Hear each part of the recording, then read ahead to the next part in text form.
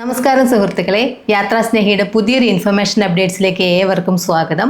എല്ലാ ദിവസത്തെയും പോലെ തന്നെ പൊതുജനങ്ങൾക്ക് ഉപകാരപ്പെടുന്ന ഇൻഫർമേഷൻ അപ്ഡേറ്റ്സുമായിട്ടാണ് ഇന്ന് ഞാൻ നിങ്ങളുടെ മുമ്പിൽ എത്തിയിരിക്കുന്നത്. അപ്പം എപ്പോഴും പറയുന്നത് പോലെ തന്നെ നമ്മുടെ വീഡിയോസ് എല്ലാം നിങ്ങൾക്ക് ഉപകാരപ്പെട്ടു എന്ന് തോന്നുന്നുവെങ്കിൽ തീർച്ചയായും നമ്മുടെ ചാനൽ സബ്സ്ക്രൈബ് ചെയ്ത് സപ്പോർട്ട് ചെയ്യുക. നിങ്ങളുടെ വിലയേറിയ അഭിപ്രായങ്ങളെല്ലാം കമൻറ്റായി അറിയിക്കുക. നിങ്ങളുടെ വേണ്ടപ്പെട്ടവരിലേക്ക് ഈ വീഡിയോസ് എല്ലാം ഷെയർ ചെയ്ത് എത്തിക്കുക. അപ്പം നമുക്ക് നേരെ വീഡിയോസിലേക്ക് കിടക്കാം. നമുക്ക് ആദ്യം പറയുന്നത് മലിനീകരണവുമായി ബന്ധപ്പെട്ട ഒരു ഇൻഫർമേഷനാണ്. എന്താണ് മലിനീകരണം?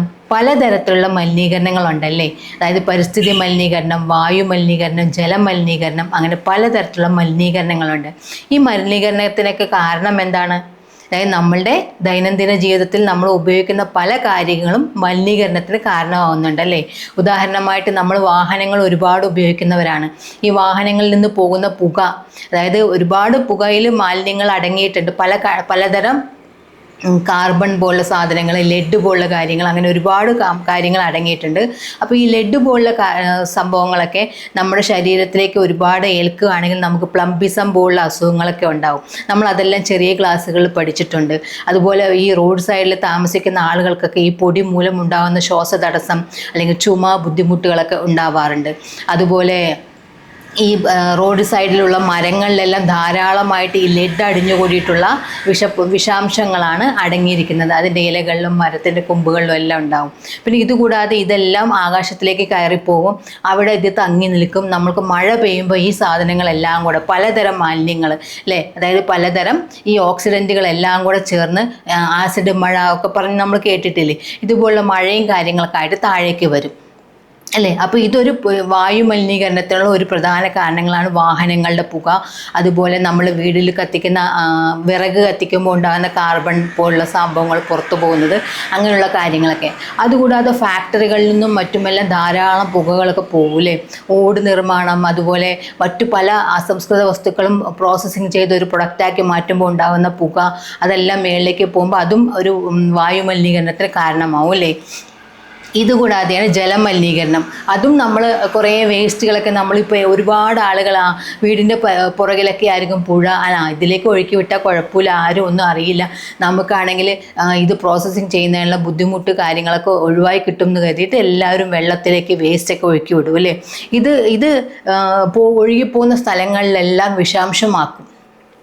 ഈ മണലെല്ലാം വിഷാംശമാക്കും. അതുകൂടാതെ അതിൽ കുളിക്കുകയോ മറ്റൊക്കെ ചെയ്യുന്ന ആളുകൾക്കാണെങ്കിൽ അവർക്ക് പലതരത്തിലുള്ള ത്വക്ക് രോഗങ്ങൾ വരും. അതുകൂടാതെ ജീവികളാണെങ്കിൽ അതിൽ വെള്ളം കുടിക്കാനൊക്കെ പോവുകയാണെങ്കിലും അതിൽ പരിസരത്തുള്ള ഫലഭൂയിഷ്ടമായ മണ്ണെല്ലാം നശിച്ചു പോകും അല്ലേ. അപ്പോൾ അങ്ങനെയൊക്കെ ഒരുപാട് കാര്യങ്ങളുണ്ട്. നമ്മൾ ഈ അടുത്ത് ഒരുപാട് മാധ്യമങ്ങളിൽ പലതവണ കേട്ടിട്ടുണ്ട്, യമുന നദിയിലെ വെള്ളത്തിൽ വെള്ള കളറുള്ള പഞ്ഞിക്കെട്ട് പോലുള്ള കാർമേഘം പോലുള്ള പതകൾ പൊങ്ങിക്കിടക്കുന്നു എന്നും കുട്ടികൾ അതിൽ കളിച്ച് നടക്കുന്നു എന്നൊക്കെ പറഞ്ഞ് കേട്ടിട്ടുണ്ട് അല്ലേ. ഒരുപാട് നമ്മൾ കണ്ടിട്ടുണ്ട്. അതിൽ കുളിച്ച പലർക്കും ശരീരമാസകലം ചൊറിച്ചിലും ചികിത്സ തേടേണ്ട സ്ഥിതിയൊക്കെ വന്നിട്ടുണ്ടായിരുന്നു. ഈ അടുത്ത് തന്നെ കേന്ദ്രത്തിൽ നിന്നുള്ള ഒരു MP ഇത് പരിശോധിക്കാനായിട്ട് അവിടെ ചെന്ന് കുളിക്കുകയും അദ്ദേഹത്തിന് ഇതുപോലെ ചൊറിച്ചിലൊക്കെ അനുഭവിച്ചിട്ട് ഒരാഴ്ചയോളം അദ്ദേഹം ചികിത്സ തേടുകയൊക്കെ ചെയ്തിട്ടുണ്ടായിരുന്നു അല്ലേ. അപ്പോൾ ഇത് ജലമലിനീകരണത്തിൻ്റെ ഒരു കാരണമാണ്.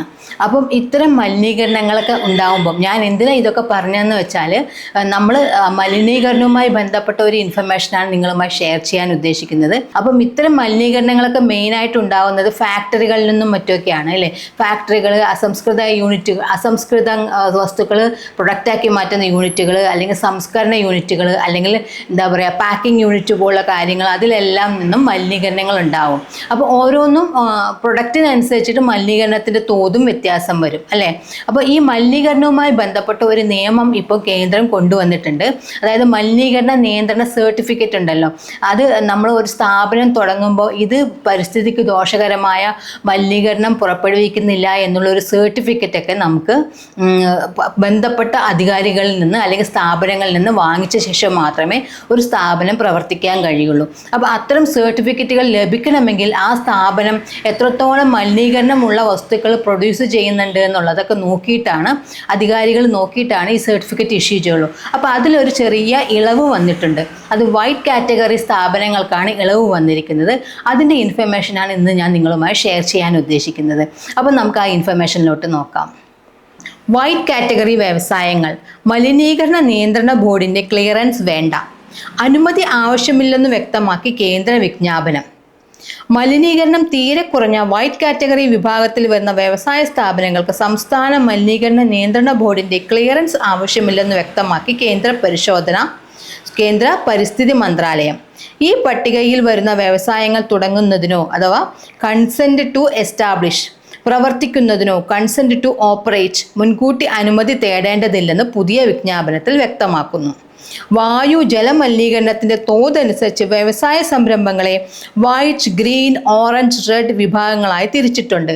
അതായത് വായു മലിനീകരണം അല്ലെങ്കിൽ ജലമലിനീകരണമൊക്കെ എത്രത്തോളം ഉണ്ട് എന്നതിൻ്റെ അടിസ്ഥാനത്തിൽ ഓരോ വ്യവസായ സ്ഥാപനങ്ങളെ 4 കാറ്റഗറിയിൽ പെടുത്തിയിട്ടുണ്ട്. വൈറ്റ്, ഗ്രീൻ, ഓറഞ്ച്, റെഡ് എന്നീ 4 വിഭാഗമാണത് കേട്ടോ. ഇതിൽ വൈറ്റ് കാറ്റഗറി വ്യവസായ സംരംഭങ്ങൾ ഇനി വായു ജല മലിനീകരണത്തിന് ഇടയാക്കുന്നില്ലെന്ന് തെളിയിക്കുന്ന സർട്ടിഫിക്കറ്റ് വാങ്ങേണ്ടതില്ല. മുൻപ് ഇത് നിർബന്ധമായിരുന്നു. അതാണ് ഞാൻ നേരത്തെ പറഞ്ഞത് കേട്ടോ. ഇനി നമുക്ക് നോക്കാം. പൊല്യൂഷൻ ഇൻഡെക്സ് സ്കോർ 20 മുകളിലുള്ള എല്ലാ വ്യവസായ സംരംഭങ്ങളെയും വൈറ്റ് കാറ്റഗറി വിഭാഗത്തിൽ ഉൾപ്പെടുത്തിയാണ് മന്ത്രാലയം പുതിയ വിജ്ഞാപനം ഇറക്കിയത്. പൊല്യൂഷൻ ഇൻഡെക്സ് സ്കോർ നോക്കും. അതിൽ 20 സ്കോറുള്ള വ്യവസായ സ്ഥാപനമാണെങ്കിൽ അത് വൈറ്റ് കാറ്റഗറിയിൽ പെടും. അപ്പോൾ 20 താഴെ വരുന്നതാണെങ്കിൽ അതിന് കാറ്റഗറി റെഡോ ഓറഞ്ചോ ഗ്രീനോ ഒക്കെ ആയിരിക്കും കേട്ടോ. അപ്പോൾ അവർക്കെല്ലാം പൊല്യൂഷൻ സർട്ടിഫിക്കറ്റ് എന്തായാലും ആവശ്യമാണ്. Cycle, air condition, air cooler, assembling യൂണിറ്റുകൾ, പരുത്തി കമ്പിളി വസ്ത്ര നിർമ്മാണ യൂണിറ്റുകൾ, തേയില ബ്ലെൻഡിംഗ് പാക്കിംഗ് കേന്ദ്രങ്ങൾ, പ്ലാസ്റ്റർ ഓഫ് പാരീസിൽ നിന്നുള്ള ചോക്ക് നിർമ്മാണം, ഡീസൽ പമ്പ് സർവീസിംഗ്, കയർ ഉൽപ്പന്ന നിർമ്മാണ യൂണിറ്റുകൾ, മെറ്റൽ ക്യാപ്പ് നിർമ്മാണ യൂണിറ്റ്, സർജിക്കൽ മെഡിക്കൽ ഉപകരണങ്ങളുടെ അസംബ്ലിംഗ് യൂണിറ്റ് തുടങ്ങി 39 തരം വ്യവസായങ്ങളാണ് പരിസ്ഥിതി മന്ത്രാലയം പുറത്തിറക്കിയ വൈറ്റ് കാറ്റഗറി വ്യവസായങ്ങളുടെ പട്ടികയിലുള്ളത്. അപ്പം 39ഓളം വ്യവസായ സ്ഥാപനങ്ങളുണ്ട് ഈ വൈറ്റ് കാറ്റഗറിയിൽ പെടുന്നത്. അതിൻ്റെ മെയിൻ ആയിട്ടുള്ള കുറച്ചെണ്ണം ഇതിൽ പറഞ്ഞിട്ടുണ്ട്. അപ്പോൾ ഇങ്ങനെ വൈറ്റ് കാറ്റഗറിയിൽ പെടുന്ന വ്യവസായ സ്ഥാപനങ്ങൾക്ക് പൊല്യൂഷൻ കൺട്രോൾ സർട്ടിഫിക്കറ്റ് ആവശ്യമില്ല എന്നാണ് കേന്ദ്രം പുതിയതായി വിജ്ഞാപനം ഇറക്കിയിരിക്കുന്നത്. അപ്പോൾ മറ്റ് കാറ്റഗറിയിൽ പെടുന്നവർക്കെല്ലാം പൊല്യൂഷൻ സർട്ടിഫിക്കറ്റ് ആവശ്യമുണ്ടായിരിക്കും. അത് ആ വ്യവസായ സ്ഥാപനത്തിൻ്റെ അല്ലെങ്കിൽ ആ കാറ്റഗറി വ്യവസായത്തിൻ്റെ രൂപം അനുസരിച്ചിട്ട് അതിനനുസരിച്ചിട്ടുള്ള സർട്ടിഫിക്കറ്റ് ആവശ്യമുണ്ടായിരിക്കും. അപ്പം ഇവിടെ പറഞ്ഞിരിക്കുന്നത് വൈറ്റ് കാറ്റഗറി വ്യവസായങ്ങൾ എന്നുള്ള ഒരു 39 ലിസ്റ്റ് കൊടുത്തിട്ടുണ്ട്. ആ ലിസ്റ്റിൽ പെടുന്ന വ്യവസായ സ്ഥാപനങ്ങൾക്കെല്ലാം പൊല്യൂഷൻ കൺട്രോൾ സർട്ടിഫിക്കറ്റിൻ്റെ ആവശ്യമില്ല എന്നാണ് ഇപ്പം കേന്ദ്രം വിജ്ഞാപനം ഇറക്കിയിരിക്കുന്നത്. അപ്പം ഇതാണ് ഇന്നത്തെ നമുക്ക് ഇൻഫർമേഷൻ നിങ്ങളുമായി ഷെയർ ചെയ്യാനുള്ളത്. അപ്പം ഇത് നിങ്ങൾക്ക് ഉപകാരപ്പെട്ടു എന്ന് വിശ്വസിക്കുന്നു. ഉപകാരപ്പെട്ടുവെങ്കിൽ തീർച്ചയായും നമ്മുടെ ചാനൽ സബ്സ്ക്രൈബ് ചെയ്ത് സപ്പോർട്ട് ചെയ്യുക.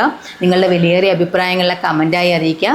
നിങ്ങളുടെ വേണ്ടപ്പെട്ടവരിലേക്കെല്ലാം ഈ വീഡിയോസ് ഷെയർ ചെയ്ത് എത്തിക്കുക. അപ്പം മറ്റൊരു ഇൻഫർമേഷൻ അപ്ഡേറ്റ്സുമായി വീണ്ടും കാണാം. യാത്രാ സ്നേഹി സൈനിങ് ഔട്ട്. ബൈ.